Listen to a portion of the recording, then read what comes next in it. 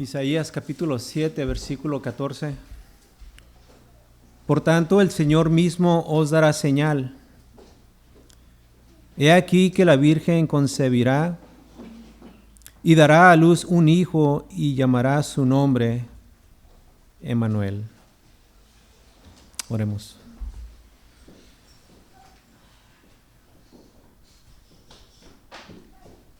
Oh Dios, en esta hora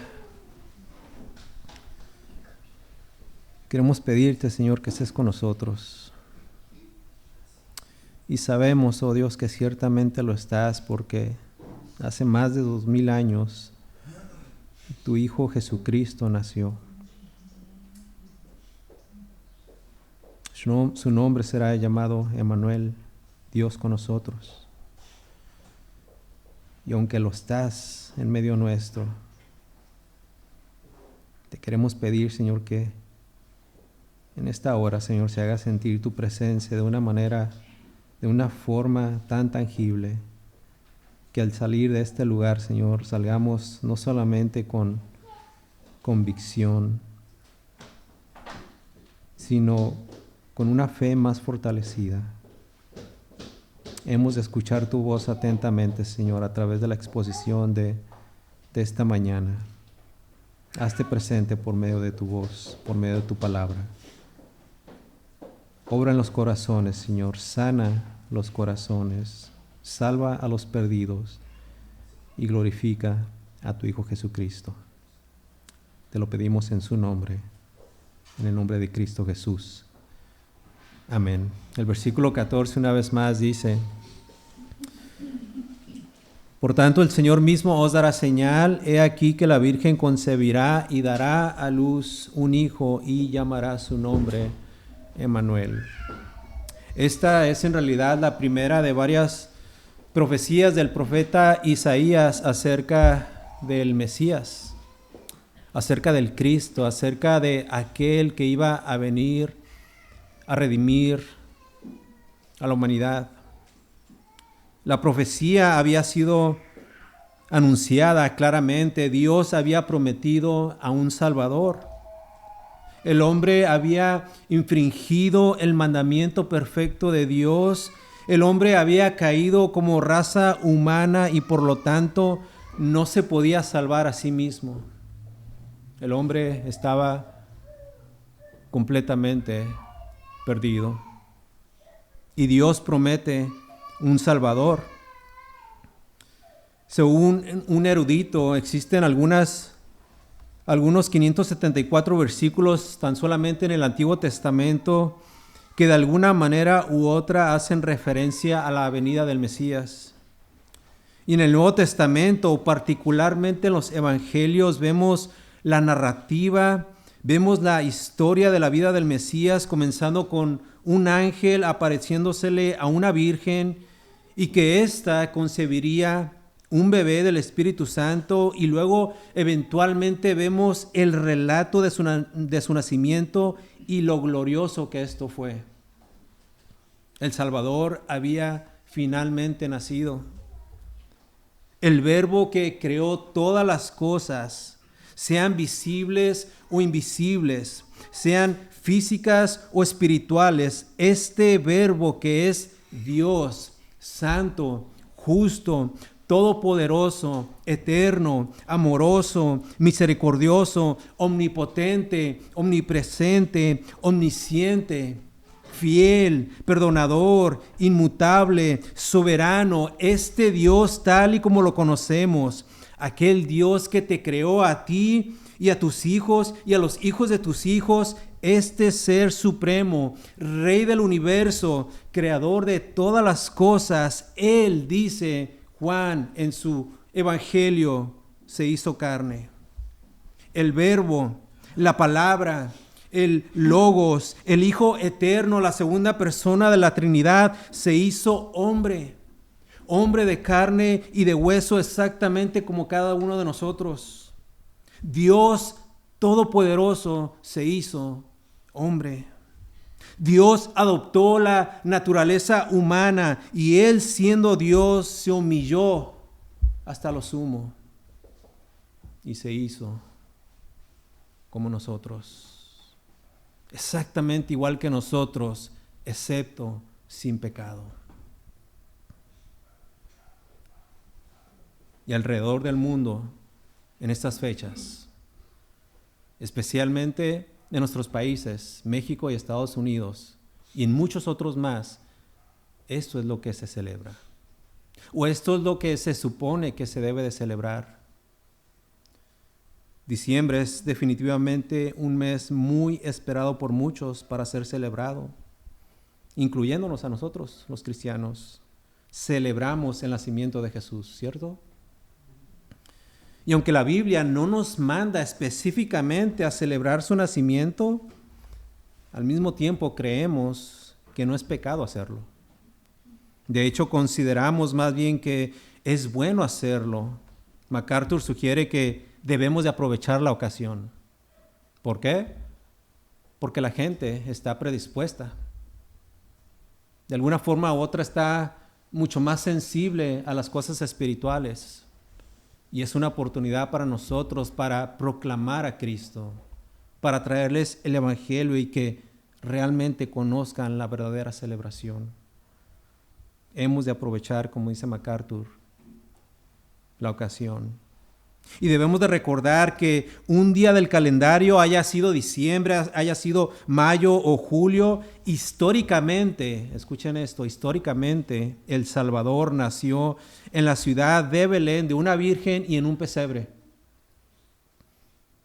Antes de nuestra conversión, para nosotros, la mayoría de nosotros, esta celebración era tan solamente una tradición. Había pozole, había tamales, algunos comían pavo, romeritos. Pero ahora es mucho más que eso. Es mucho más. ¿Por qué? Porque entendemos que Dios mismo tenía que hacerse hombre para salvarnos. Así que no hay ni una pequeña duda que sabemos y sin ninguna jactancia humana lo que es realmente la Navidad. Y sabemos celebrarla bien, o sea, bíblicamente. De tal manera que aunque hoy es lo que se le conoce como el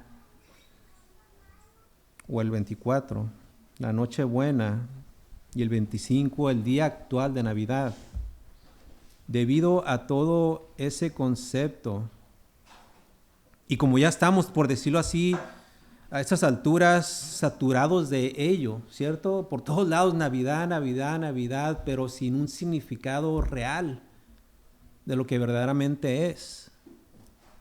Considero que por el momento, por lo menos por este día, no es necesario hablar más de ello. Es sumamente importante hablar de la primer venida de nuestro Señor Jesucristo. Pero por el momento considero que deberíamos de enfocarnos ahora más que nunca en su segunda venida. ¿Cuántos años llevamos celebrando la Navidad? Creo que muchos años. Y está bien. Pero hay veces que nuestro enfoque como que se nubla y olvidamos que Cristo viene por una segunda vez. ¿Por qué lo hemos de considerar importante hoy y hasta el día que muramos o vayamos a la presencia de nuestro buen Dios? Bueno, pues porque no queremos que nos pase así como al pueblo de Dios le pasó, que cuando vino el Mesías por primera vez, ellos, la gran mayoría de ellos, no estaban preparados para recibirle. Y no estaban preparados porque ellos básicamente estaban muy y demasiado enfocados en sí mismos.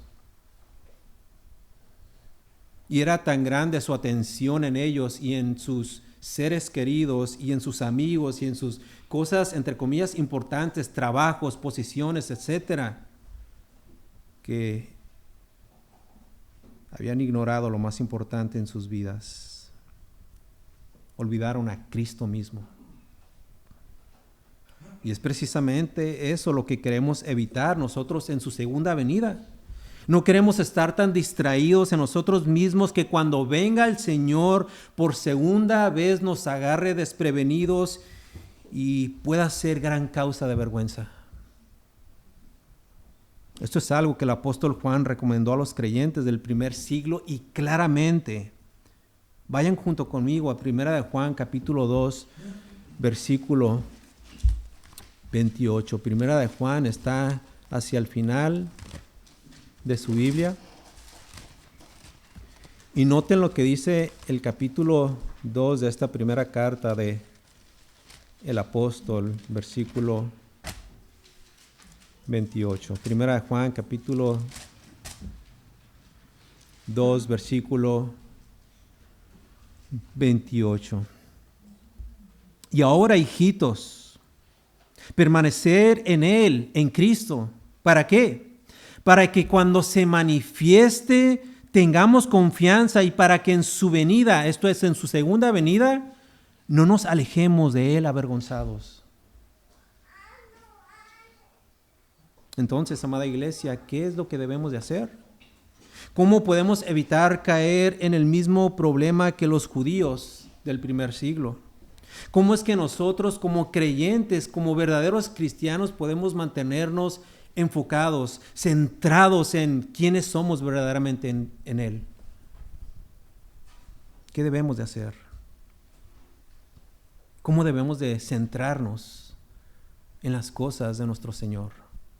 Bueno, solo hay una manera, y esa manera es centrándonos no en nosotros mismos, ni en nuestros cargos, ni en nuestros ministerios, ni siquiera, escuchen, en nuestras familias, sino centrándonos primeramente y exclusivamente en Él.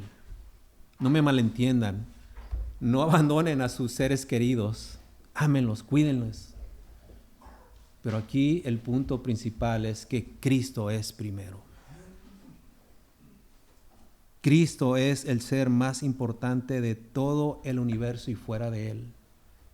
Y como creyentes debemos de entenderlo así. Pero ¿cómo hacerlo exactamente? ¿Cómo fijar nuestra mirada completa en Él? Noten una vez más el versículo que acabamos de leer, 1 de Juan capítulo 2, versículo, ¿qué les dije? 28. Noten lo que dice hacia el final. Y ahora, hijitos, y aquí está la clave, permanecer en Él. O sea que debemos de permanecer en Cristo. Otra versión dice, debemos de perseverar en Él. Y otra más, con un lenguaje más actualizado, dice, sigan unidos en Cristo. Esa es la clave, amada iglesia. Ahí está la respuesta.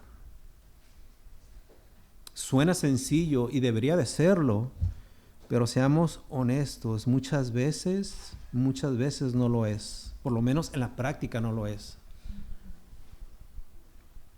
Pero saben, afortunadamente estamos a tiempo y deberíamos de hacer nuestro mejor esfuerzo, pues ciertamente el Señor viene pronto y la Escritura nos dice que Él no retarda su promesa. Él vendrá y pronto, y cuando lo haga será rápido.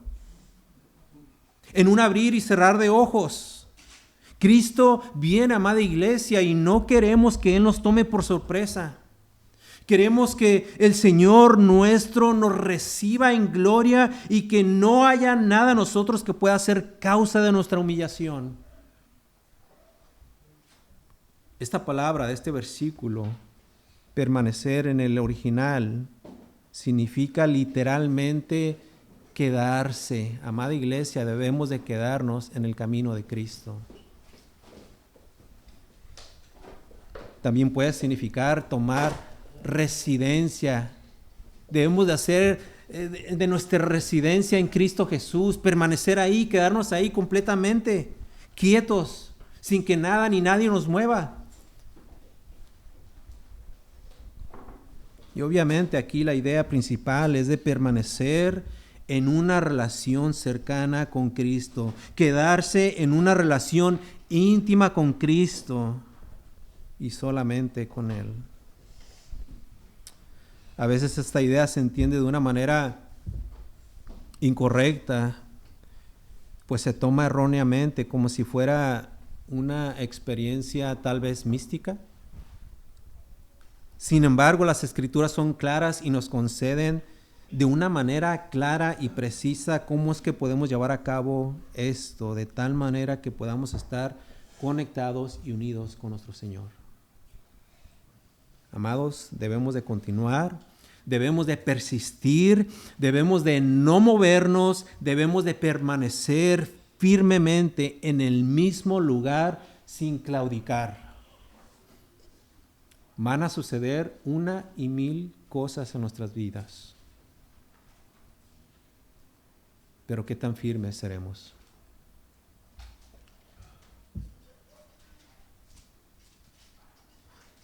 Ahora sabemos que Dios en su gracia nos ha tomado para luego injertarnos en Cristo.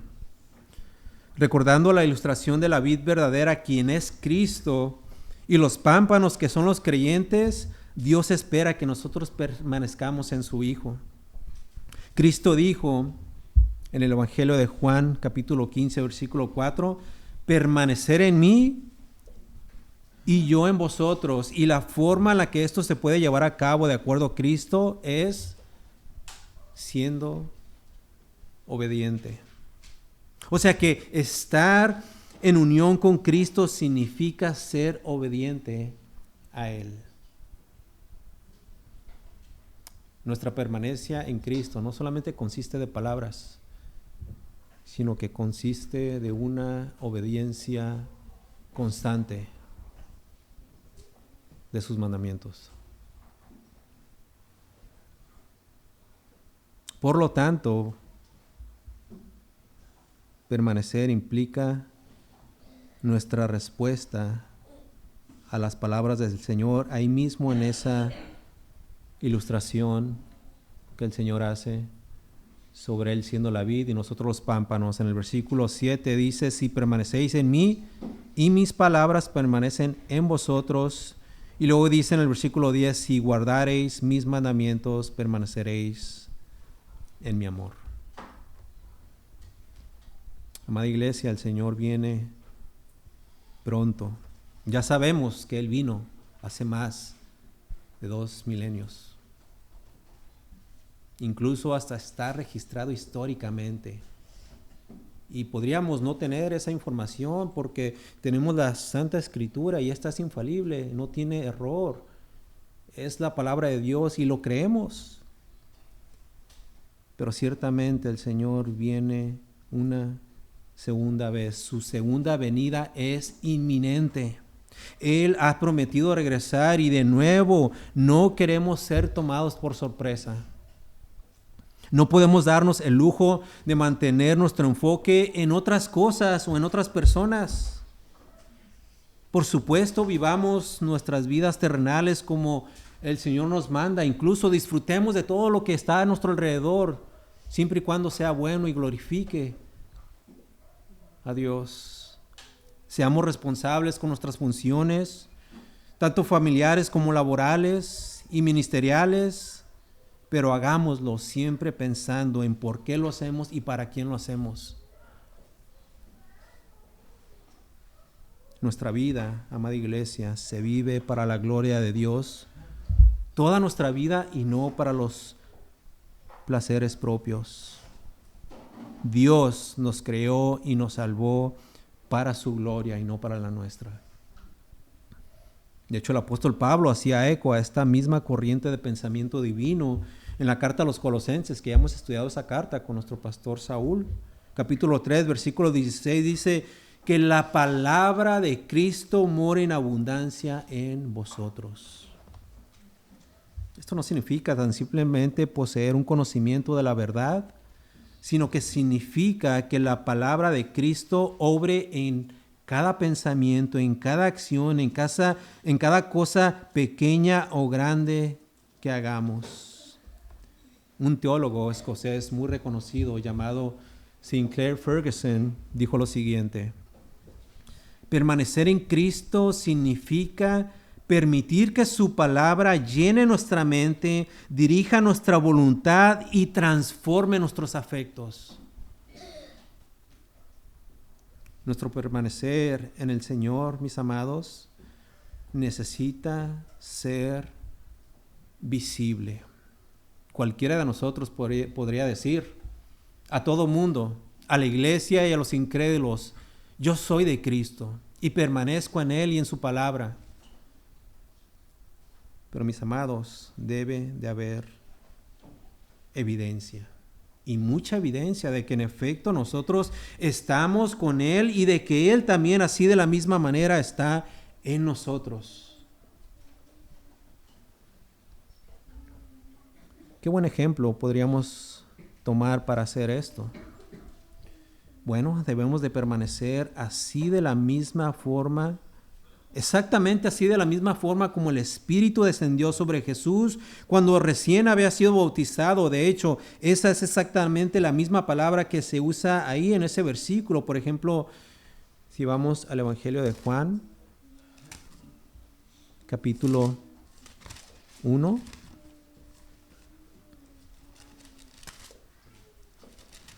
Versículo 32, y noten lo que aquí dice el apóstol.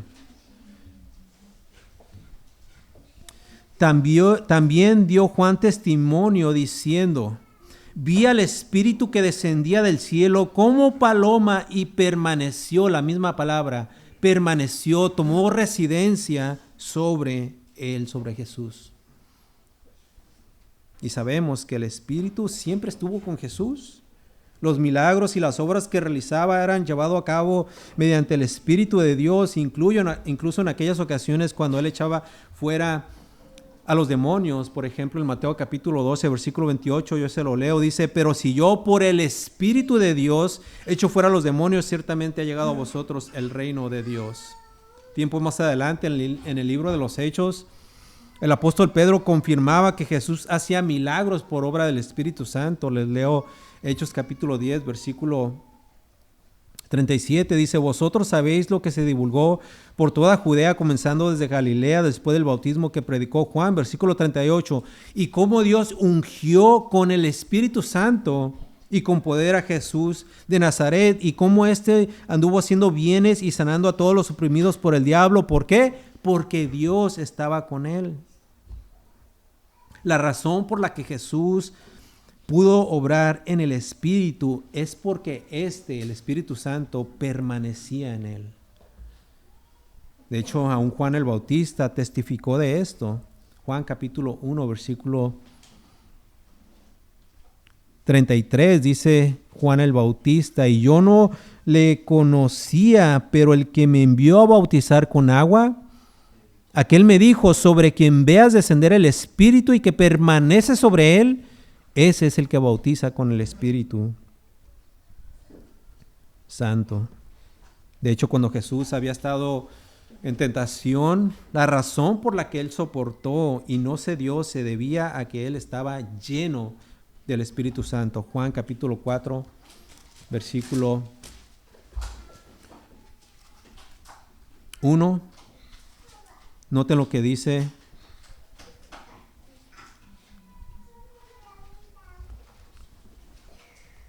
Ahí.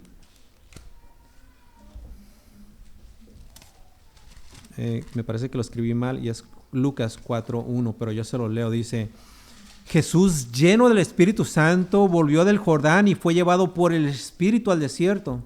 Y una vez habiendo sido tentado, y una vez Jesús, lleno del Espíritu Santo, soportando la tentación, sale de esa escena. Y noten cómo Lucas describe la condición, por decirlo así, de Jesús cuando inició de lleno el ministerio. Dice Lucas, si era Lucas, versículo 14, que Jesús volvió en el poder del Espíritu a Galilea.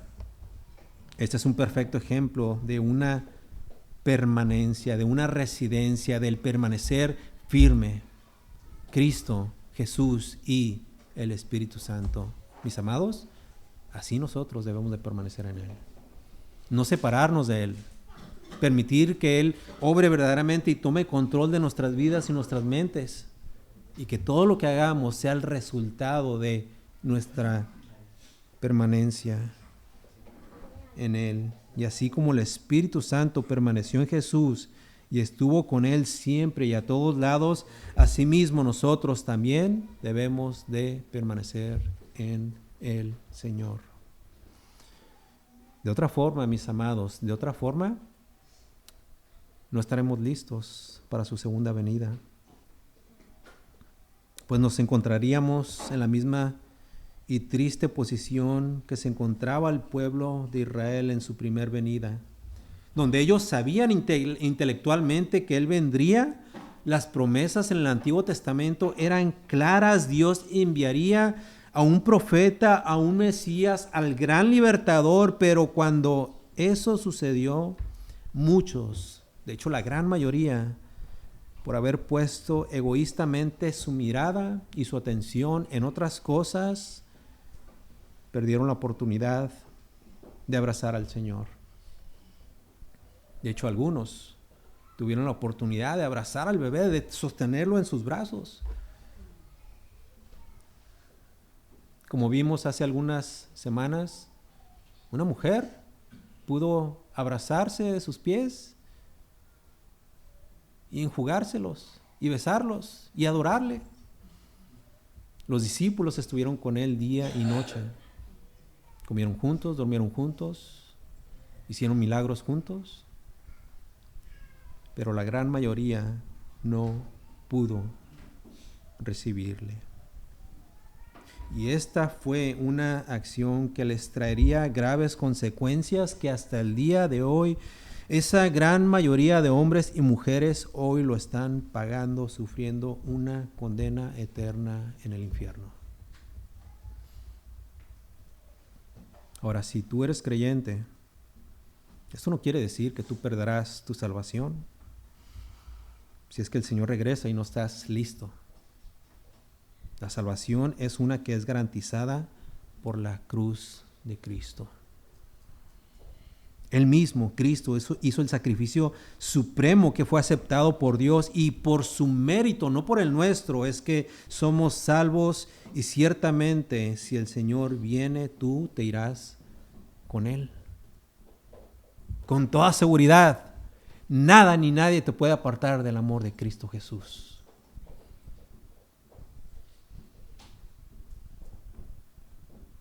Pero si no estás listo, y si no estás, como dice Filipenses, ocupándote en vuestra salvación con temor y temblor, escucha esto, será humillante. Será humillante cuando te encuentres con Él. Será glorioso, no sé de qué manera funciona, pero la Escritura nos afirma que será vergonzoso. Así que como creyente, estoy seguro que nadie quiere estar desprevenido. Sería terrible que el Señor se apareciera entre las nubes y nos encontrara con trapos, con unos harapos, con telas sucias y de mal olor, ¿cierto? Estoy seguro que muchas mujeres aquí presentes en alguna ocasión se pusieron un hermoso y blanco vestido de novia. Estoy seguro que hay muchas otras que anhelan ese día cuando ellas también vistan un vestido así. Qué experiencia tan más bella, ¿cierto, hermanas?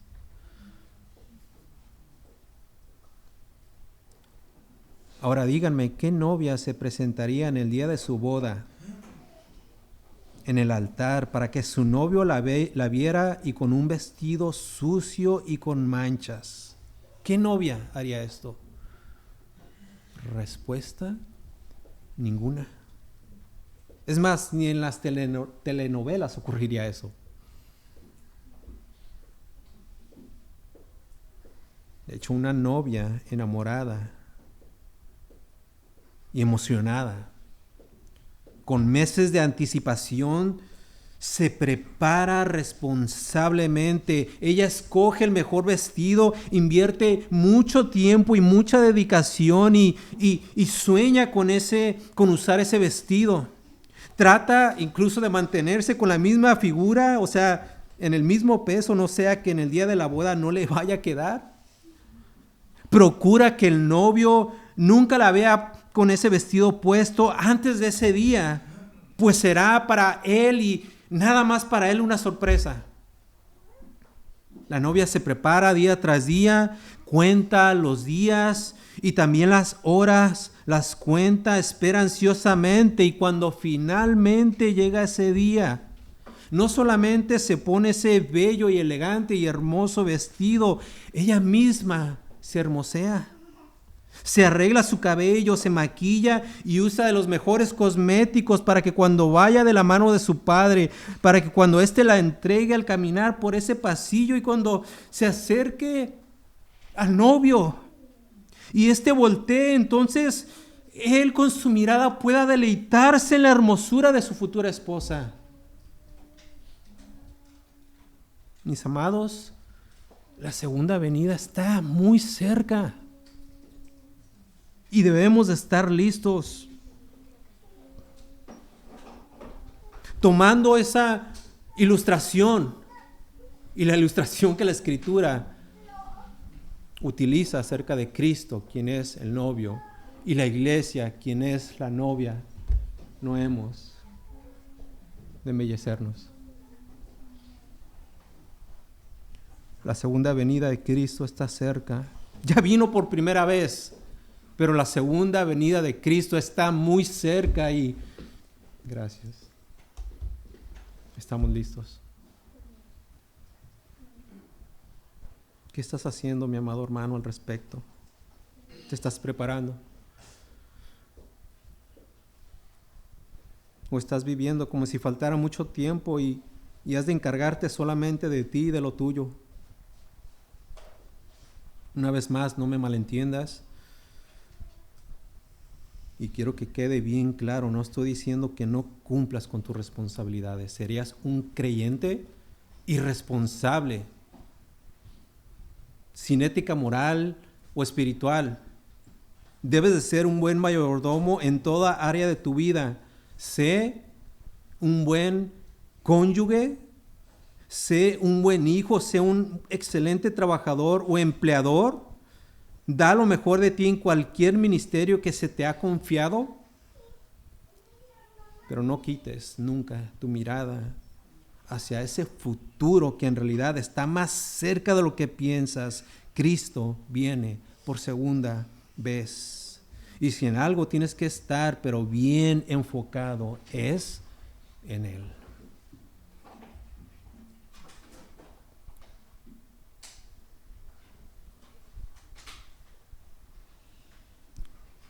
Estoy seguro que a todos aquí les encantan las sorpresas. En algunos pocos días muchos de ustedes estarán abriendo paquetes y regalos y no sabemos qué es lo que vamos a recibir. A mí me encantan los regalos. No pido mucho, mi esposa lo sabe, pero cuando recibo algo, qué emoción.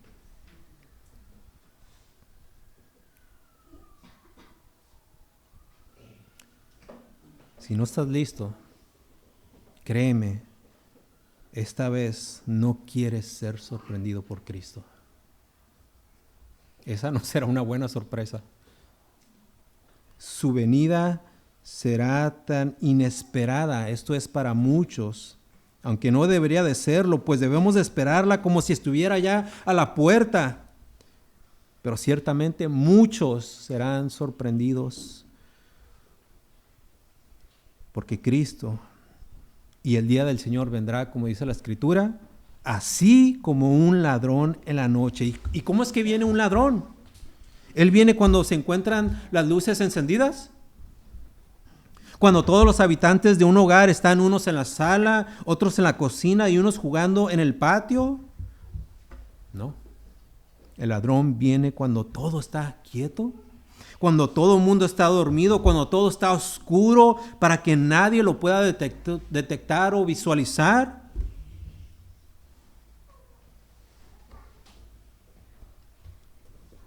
Y noten lo que dice la Escritura confirmando todo esto, segunda de Pedro. Si me quiere acompañar ahí, capítulo 3, versículo 10.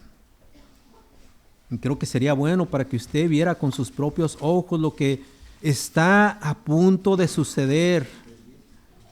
Segunda de Pedro, capítulo 3, versículo 10.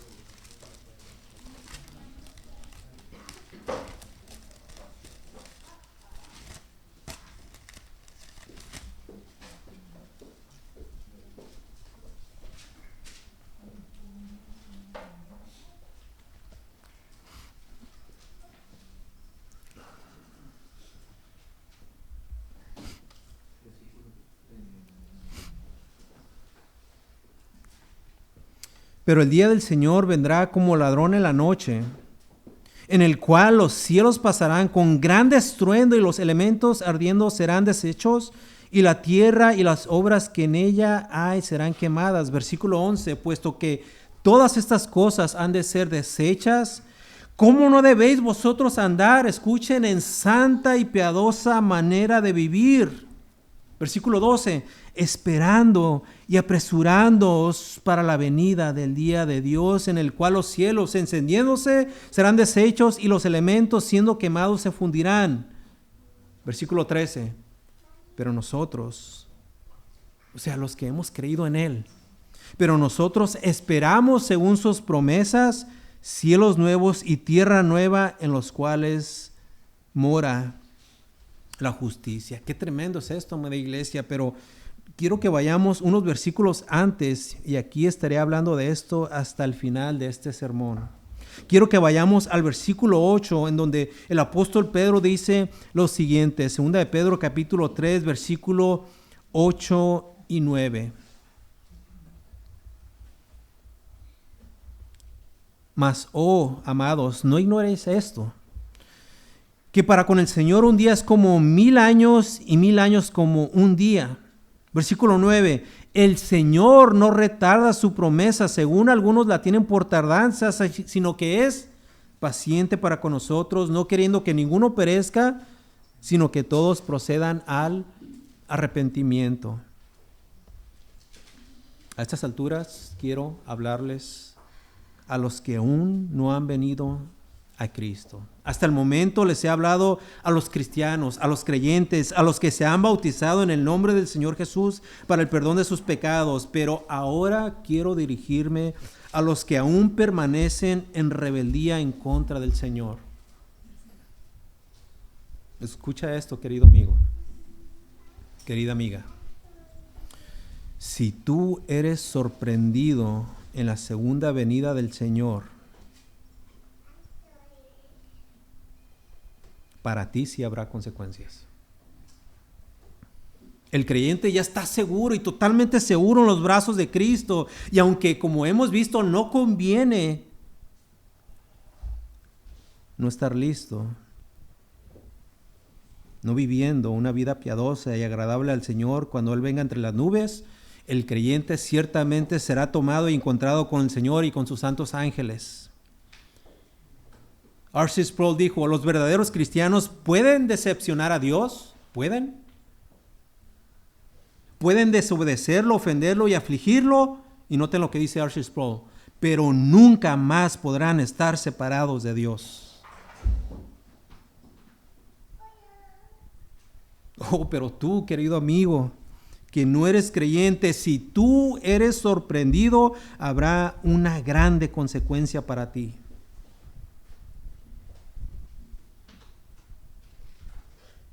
La Biblia dice que hay un lugar horrible. Un lugar en donde no muere el gusano. Un lugar donde habrá el llorar y el crujir de dientes.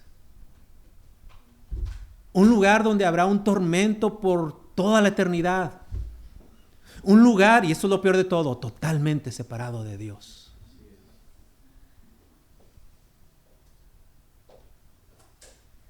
Pero ¿sabes? Sabes, querido amigo, querida amiga, Dios no quiere eso para ti. Cuando decimos que Dios es un Dios de gracia, lo es. Dios tiene gracia para con el pecador. Dios no quiere eso para ti y Él hoy te ofrece la oferta gratuita de la salvación. Dios no quiere que perezcas. Él no quiere tu muerte. Él quiere que vengas hoy a Él. Ezequiel capítulo 28, versículo 32 afirma esto, dice ahí el profeta sobre Dios, porque no quiero la muerte del que muere, dice Jehová el Señor. Convertíos pues y viviréis. Querido amigo, querida amiga, conviértete de tu maldad, conviértete de tu pecado, reconócelo por quien Él es y Él que es un Dios amoroso y bondadoso te perdonará. ¿Te han perdonado alguna vez? ¿Has ofendido a alguien y has reconocido que hiciste mal, que hasta aún sufrías cuando te encontrabas a solas, sabiendo que aquella persona ofendida estaba sufriendo y tú, no soportando, sabiendo esto, corriste hacia ella y genuinamente le pediste perdón y ella con lágrimas en los ojos te perdonó? Y cuando lo hizo, cuando te perdonó, ¿no fue eso un gran aliento para ti y no descansaste? Muchos de tus problemas y dolores y ansiedades y angustias son el producto de tu pecado. Un pecado del cual te debes de arrepentir y de pedir perdón. Y cuando lo haces genuinamente, así como cuando ofendiste por algo a alguien y genuinamente corriste a buscar el perdón, cuando tú completamente convencido de tu maldad en contra de Dios le pides misericordia, Él te perdonará. Él te va a perdonar y cuando recibas su perdón, tu alma entonces descansará como nunca jamás lo has experimentado. Isaías capítulo 1 versículo 18 dice: venid luego, dice Jehová, y estemos a cuenta. Si vuestros pecados fueren como la grana, como la nieve, serán emblanquecidos. Si fueren rojos como el carmesí, vendrán a ser como la blanca lana. Si quisiereis y oyereis, comeréis el bien de la tierra, pero si no quisiereis y fuereis rebeldes, seréis consumidos a espada, porque la boca de Jehová lo ha dicho. Ese es nuestro Dios. Él es quien perdona todas nuestras rebeliones. Él es un Dios bueno y amoroso que busca nuestra confesión de pecado. Solamente tienes que venir a Cristo, porque Él, dice la Escritura en Efesios capítulo 1, versículo 7, en Él es quien tenemos redención por su sangre, el perdón de pecados según las riquezas de su gracia.